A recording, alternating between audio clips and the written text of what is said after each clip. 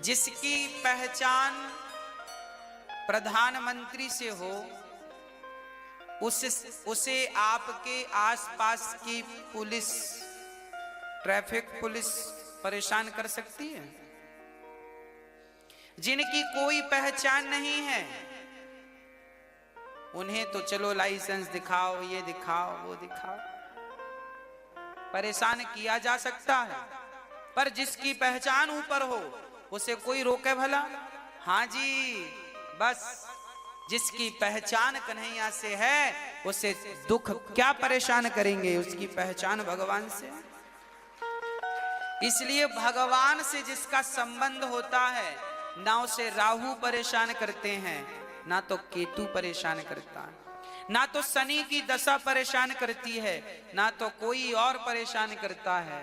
देखो ना भक्तों, जो भगवान की शरण में चला जाता है, जो भगवान का हो जाता है, शनि की महादशा भी जो पहले प्रतिकूल थी, जब भगवान की शरण में कोई जाता है तो वही शनि जो प्रतिकूल थे वो भी अनुकूल हो जाते हैं भगवान की कृपा से। हाँ, ग्रह कितने होते हैं? 9। एक 10वां ग्रह भी होता है। उस ग्रह का नाम है अनुग्रह। क्या है? अनुग्रह मतलब भगवान की, जब भगवान का अनुग्रह आप पर होता है तो फिर नवग्रह आपको परेशान नहीं करते। अनुग्रह एक हो जाए तो 9 से छुट्टी मिल जाएगी, और ना हुआ भगवान का अनुग्रह तो फिर राहु जीने नहीं देगा, केतु यहां से खाएगा। ग्रहों की दशाएं बिगड़ी पड़ी हैं लोगों की।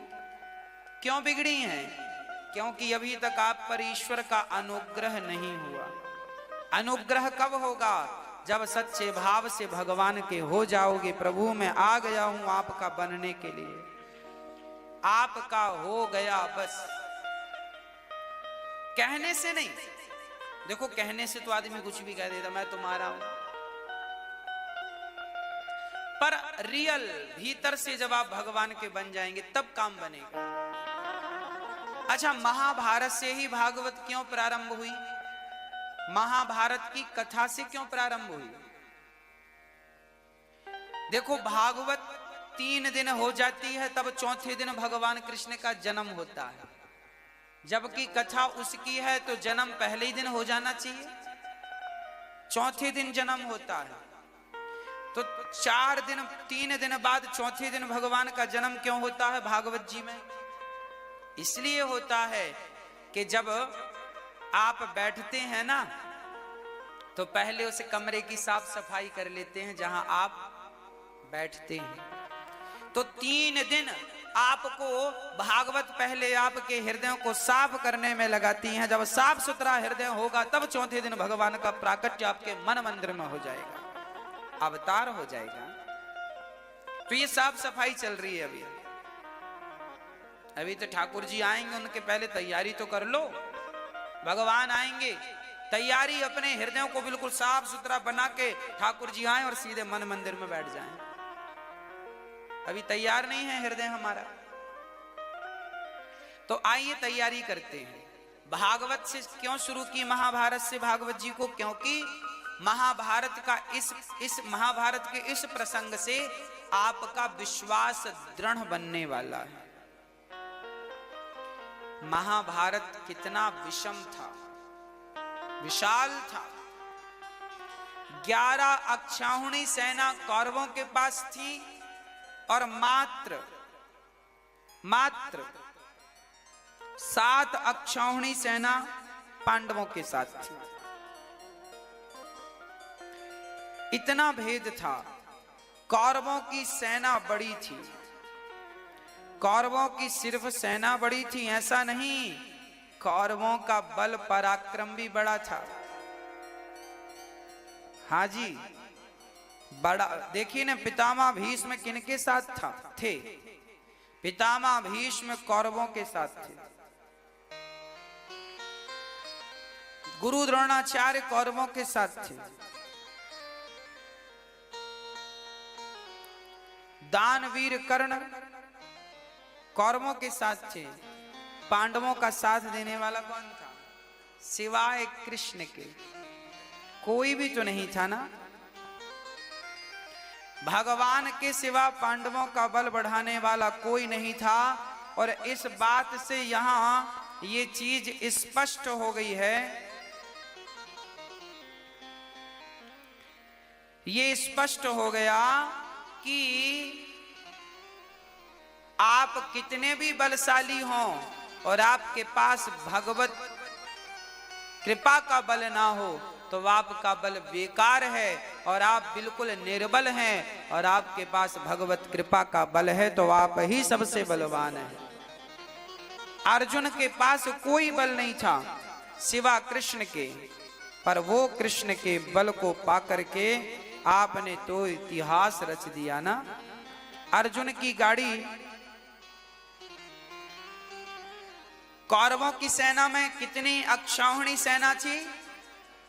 11। एक अक्षौहिणी सेना कितनी बड़ी होती है वो मैं आपको बताता हूं। 21,870 रथ, 21,870 रथ, 21,870 हाथी। एक रथ पर 2 लोग बैठते हैं, एक चलाने वाला और एक बैठने वाला। एक रथ पर 2 मतलब 21,000 रथ थे तो फिर 21,870 रथ मतलब एक रथ में 2 लोग। अब आप जोड़ते जाइएगा। 21,870 हाथी, हाथी मतलब उनके ऊपर भी एक पहलवान बैठा होगा। 1,09,350 पैदल सैनिक और 65,600 घुड़सवार। इतनी सेना को एक अक्षौहिणी सेना कहते हैं। ऐसी 11 अक्षौहिणी सेना कौरवों के पास थी। एक अक्षौहिणी सेना में 21,870 रथ, 21,870 हाथी, 1,09,350 पैदल सैनिक और 65,600 घुड़सवार। ये एक अक्षौहिणी, ऐसी अब 11 थी। और पांडवों के पास सिर्फ 7 अक्षौहिणी थी। हाँ? इतनी बड़ी विशाल सेना युद्ध कर रही थी कुरुक्षेत्र में। अर्जुन, अब देखो 11 अक्षौहिणी सेना और 7 अक्षौहिणी सेना, 4 का फर्क है कि नहीं बीच में? आपके पास ज्यादा है, हमारे पास कम है। पर क्या हुआ? आप ये मत सोचा करो कि उसके पास दौलत ज्यादा है, उसके पास बंगले गाड़ी घोड़ा ज्यादा है, उसके पास सुख ज्यादा है। कोई बात नहीं, उसके पास होंगी वो चीजें ज्यादा, आपके पास तो भगवत कृपा ज्यादा होनी चाहिए ना। भगवत कृपा जिसके साथ ज्यादा है वही सफल है। अर्जुन की सेना कम थी पर जीत तो अर्जुन की हुई। क्या फर्क पड़ता है कि हमारी सेना कम है कि ज्यादा है? जीत से मतलब है ना, मतलब तो जीत से। भगवान अपने भक्त को कभी हारने नहीं देते, वो कितना भी कमजोर क्यों ना हो, भगवान अपने भक्त को हारने नहीं देते। अहम भक्त पराधीना यस्वतंत्रिवद्वज, मैं भक्त के अधीन हूं, भगवान कहते हैं। कभी हार नहीं होती मेरे भक्त की। इसलिए भक्तों, आप जमाने से ज्यादा, अपने से ज्यादा अपने भगवान पर विश्वास कीजिए, अपने इष्ट पर विश्वास कीजिए, अपने राम पर, अपने नारायण पर विश्वास कीजिए, अपने कृष्ण पर विश्वास कीजिए। वही सब काम करते हैं।